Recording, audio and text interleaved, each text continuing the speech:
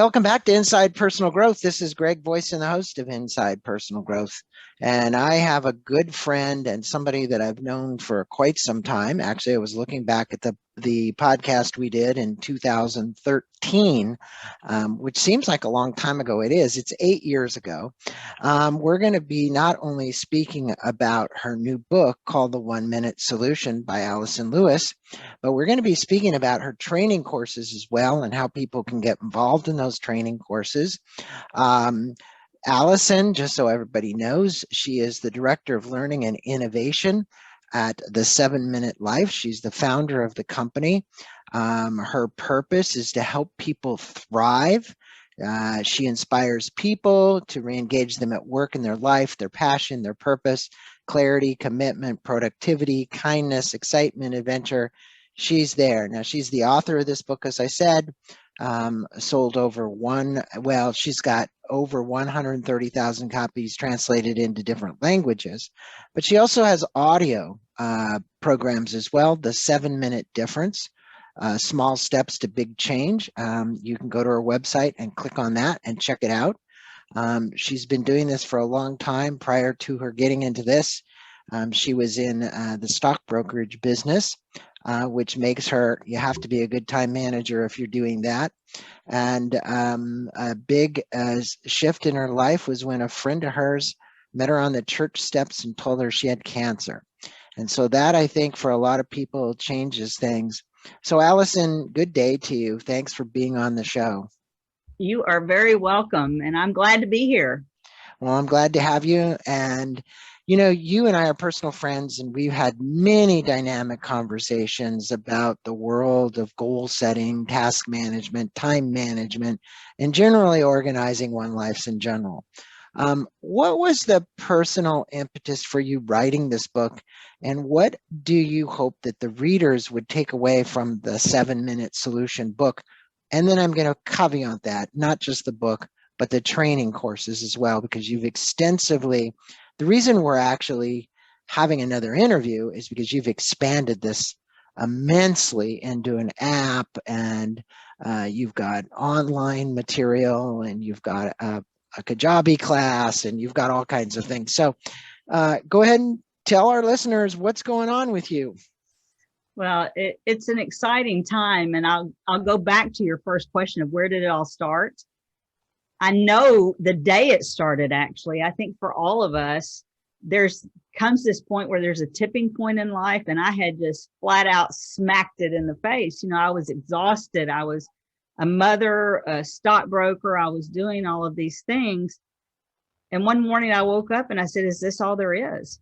You know, am I using my time wisely? I was overwhelmed, stuck, frozen, and exhausted. And as people listen to this, I can already see their heads shaking. Yes, that sounds a lot like me.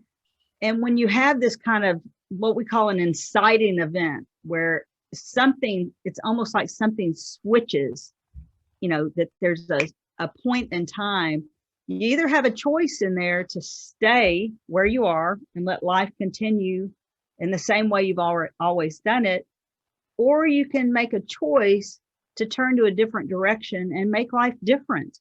And that's what happened to me. As I said, here I am, I'm a 43-year-old woman, very successful in business, but I have to believe that life has to be more than just getting more things done.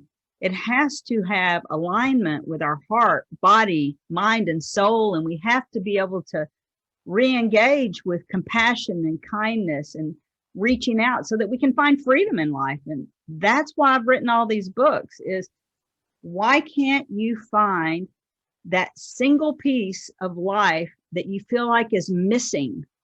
And so the 7 Minute Life is helping people not only realize they can have it, but actually delivering through our books, through our classes, but more importantly, through very specific training, the specific step-by-step platform of how you can have those things back in your life. So that's what we're doing. Well, you know, we mentioned the neuroscience of this, and I think that as 13 years have passed, the doctors and the scientists have really advanced this quite a distance. In the days 13 years ago when we talked about this, it was completely different than what it is today. The world has definitely sped up. The ability at which we can make connections with others and be on cell phones and instant messages and all that. 13 years ago, when we did your book, it was pretty infantile in comparison to the speed at which it's moving today. What, in your estimation, because you've been tracking all this, are the biggest developments that you think we've seen with relation to how our brain cognitively processes this and how we can, as beings, learn how to cope with it? That is a perfect question. You know, I know that people are asking that very same question as they're listening to this. And the problem with the human mind is that it has limited capacity. We receive so much information second by second that what the brain is trying to do is it's trying to filter through and determine in milliseconds what is most important in our life. What should I focus on now? It's that literal, is this the most important thing? But what we've gotten used to is we're just splashed with so much information that from a neuroscience, a lot of it's just what we see. And so we have so much visual content coming in that we're just constantly distracted, whether it's by our phone or text messages or things on our desk. So what we believe can happen is creating behaviors by simply stepping out of that noise and creating a discipline that says, I'm not going to live in that chaos. I'm going to take 7 minutes. You know how important meditation is now. I'm going to take 7 minutes to think about what's most important, not the millions of things, but what are the few things I can do? I'm going to think about it. I'm going to clarify it and ask, is this going to lead me toward a goal? I'm going to plan it. I'm going to prioritize those tasks. And what we found from a neuroscience place is we can become predictive by reviewing our habits of what we've done in the past. And we can begin to unlock those secrets of, am I focusing on the right things? Because when I'm focusing on the right things, I'm more engaged. It's easier for me to do. And there's a direct correlation with how happy you are in life, how much connection, how much passion and engagement you have with focusing on things that matter during your day. So how you spend the minutes of your day become the reality of what you live. And the brain science of that is we have to have processes and systems to keep us on track. Well, that was very well put. And I think that my listeners will understand that. The other thing is, look, you in the book, you certainly touch on purpose. You certainly touch on values. You certainly touch on vision. The book is for my listeners. This is the book. It's packed full. She's also got a planner that's on special right now that you could get for $14.95. But my point is this is, as we throughout the years have discussed that, in your estimation, not so much how important, how do we embed that so that we're living it versus just lip serving it, which is, okay, I wrote it, it's in Allyson's workbook, right? Because that's one of the things that we can do, versus us really learning how to take it in and have it become part of our whole system, of our body, that we go, okay, that purpose statement I wrote is important to me. Those values that I have are important to me. And values don't normally shift. They can a little bit, but we found over the years they don't. Why do you believe that this is the foundation of almost any of these programs? Well, I want you to think Franklin Covey with a mashup with Tony Robbins. The old style, we've got to plan out our day, with the little bit jazzier, let's motivate ourselves. I think that's where the world has kind of stopped, is having some kind of written planner with some kind of motivation behind it. That's okay. But what really people need is they need behaviors.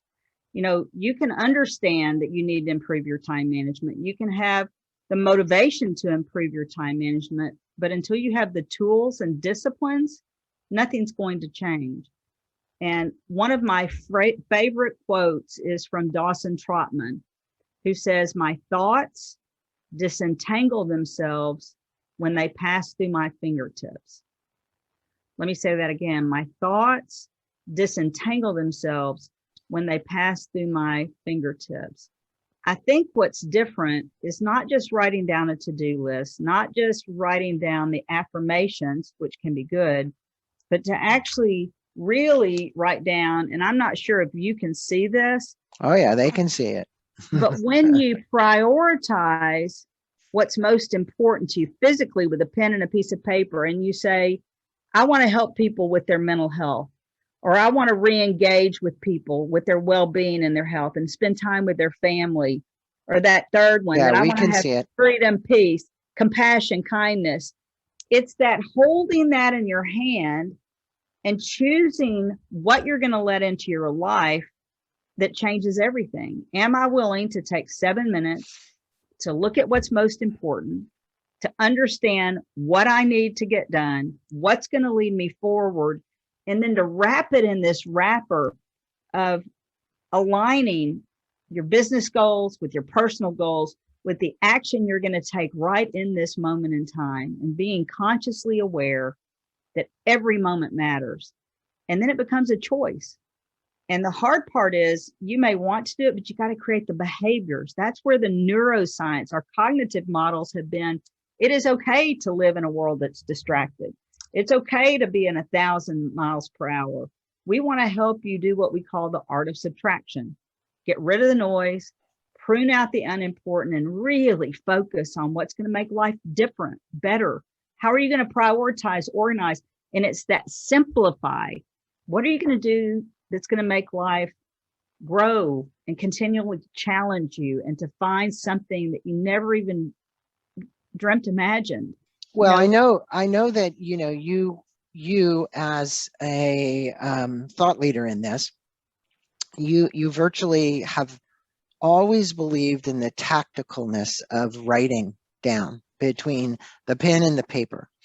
And as this world has evolved, you understand that the digital world has pretty much accelerated beyond that tacticalness of writing things on paper. You even see people come into meetings now and they've got their iPads and they're writing on them, or they're writing on something electronic.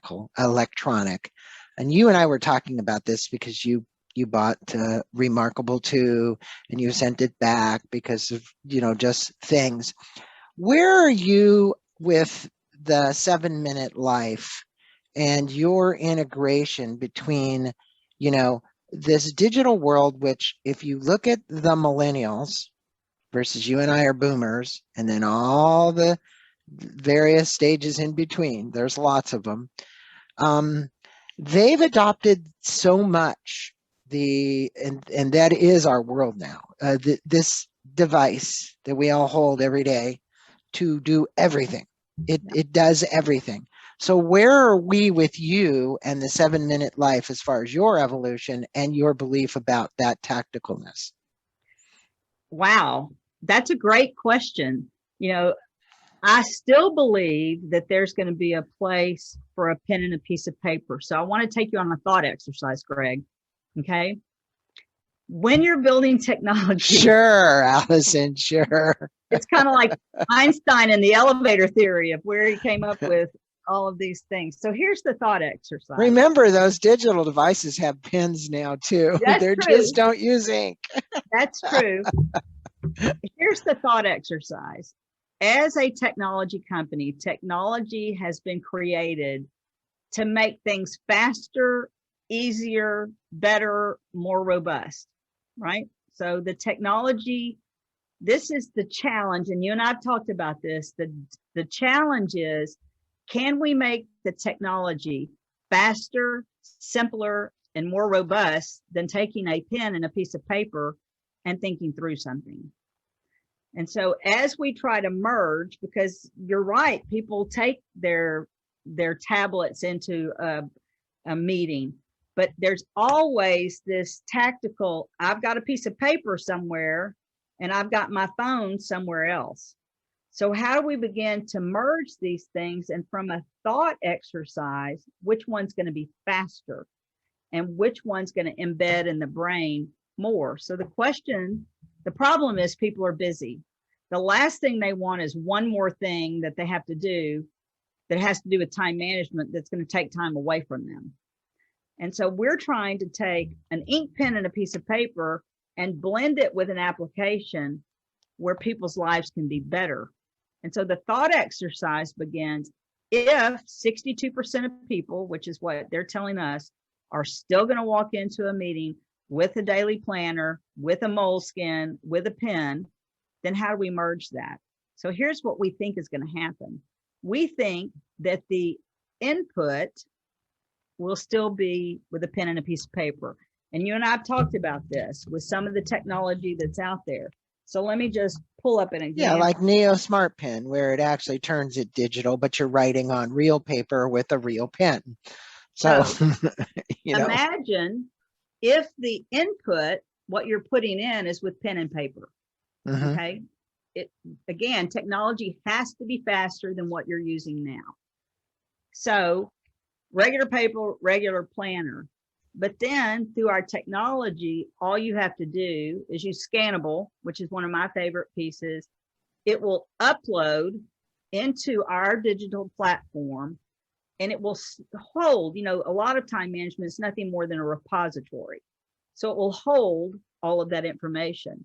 But through what we're creating, through the artificial intelligence and machine learning, the information that you upload is going to be so much different than just a pen. It's going to become predictive for your own life, like a Fitbit.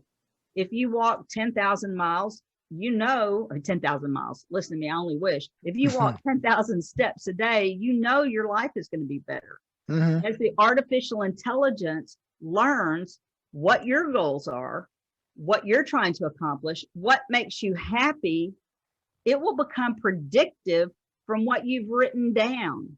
So it's not about inputting into a phone, it's about having the output come to the phone. Well, I like how you say that, but it's also too, and I'm going to add, you know, for years we all went with a yellow pad and a pencil or a piece of paper, and then we would save those pieces of paper. So it's about recall.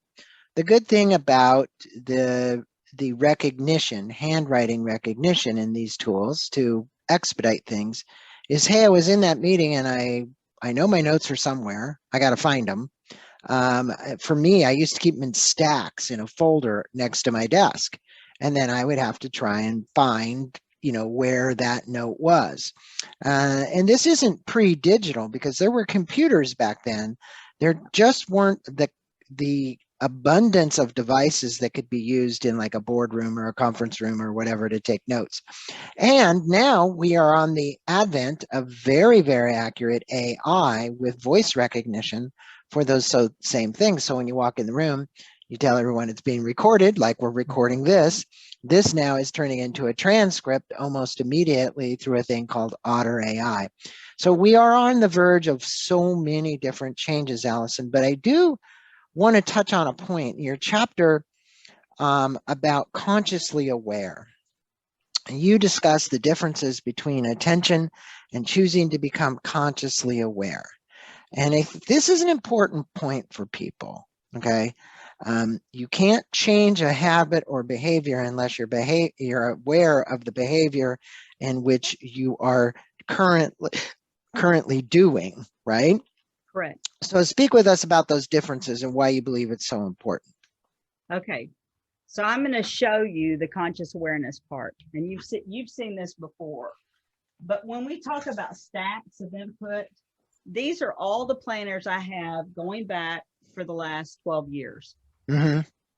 What I'm aware of is that the things that I've accomplished, this is the life I've led. I mean, these are the lunch meetings I've had, the people I've had phone calls with, the thoughts I've had about what am I grateful for? What am I spending my time on? I'm hoping to run that through artificial intelligence. All of these capture pieces, because what we pay attention is what our life becomes.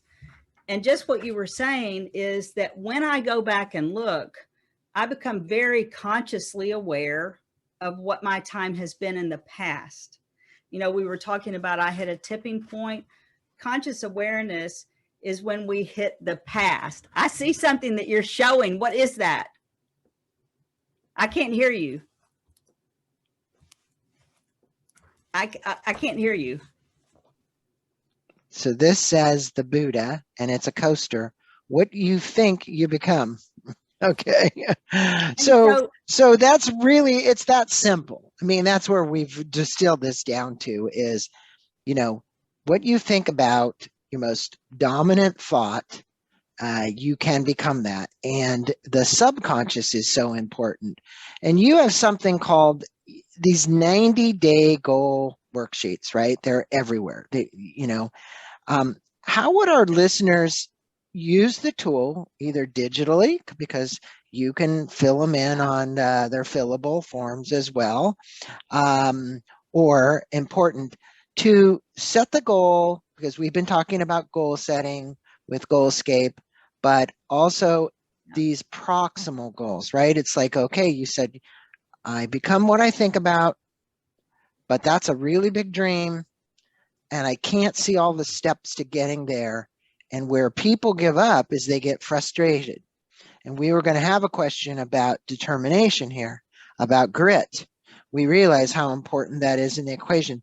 So try, if you would, to address your 90-day goal sheets, how important it is to have the subsets, and how important it is to apply grit and determination to that as well.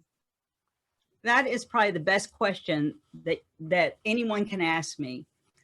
If I could wave a magic wand and you could get everything done today that was on your to-do list, the question that I would ask is, did it move you toward a goal? You know, that's where time management gets all messy, is we can be busy, but let's assume that this is a goal, that we're starting here and we want to finish here. This is what we have to determine first. It doesn't matter what you spend your time on until you have clarified that North Star, until you clearly see it. If it's revenues, then what revenues? Is it purpose in life? Then what purpose? And so the 90-day worksheet that we have, let me see if I can't just pull one out. So here's an example of a 90-day worksheet. It's that simple. When you decide, here's my North Star, I'm going to disentangle my thoughts with a pen, and I write it down, then you're making an emotional, mental, behavioral commitment to it. And what we were talking about is that once you write the goal down, it doesn't stop there. What are the steps, the procedures, the behaviors that you're going to have to take to reach that goal? People don't know. But back to your point, I'm going to step back from a moment and say goals are meaningless unless you have the grit. I think people think the goal drives you towards the grit. What we've got to do is find that internal burning sensation of what are we willing to work so hard for? What is the grit, the perseverance, the commitment? Determination means putting a stake in the ground and saying, no more, I'm moving forward. We've got to have that internal understanding of what drives us at the deepest core of who we are. That's when cognitive awareness is going to heighten, when attention is going to heighten, when you're going to get clarity on those goals, and you're going to want to accomplish them. And it's going to break back down to taking 7 minutes to thinking about why those goals are important. How does it align with your purpose in life? This is so incredibly important. Well, what I think too is it's energy management. And one of those things that you have to know how to do is you have to learn how to manage energy. You only have so much. And people who age think they have as much as they did when they were younger, and that's bullcrap. The reality is you need to even become better at managing your energy. And Allyson, you know, the book is filled with great advice, and it comes to time strategies and prioritizations. And with this final kind of departing question here, I want you to sum up really. Number one, we're going to send them to the website. So they're going to be able to sign up for the course. And it's the 7minutelife.com, the 7minutelife.com. You can really learn anything you want about Allyson, pricing, projects, the learning programs, what you want to get from there, learn about her team. And we'll have that link in the blog as well. Like I said, this is our second visit with Allyson in 13 years, way too long in between. But Allyson's programs have evolved so much. It's so important that people go take a look at this. If you would, Allyson, your book, again, filled with a lot more advice than we've been able to handle in a half an hour. But what is it that you'd want to leave the listeners with that you think are the three most important things that they could get from either one of your courses or reading one of your books or listening to one of Yeah. your audio tapes? I think the big takeaway here is that nothing changes until we believe we want to change. And for me, the only way that that has happened is when I'm just going to show you, these are the classes that we teach. Just like your podcast is every week, we can't change unless we're willing to learn. It's not something that you can read in a book. It's something that really we believe for this to happen, you need to be enrolled in a group with other people talking about how time affects life, affects happiness.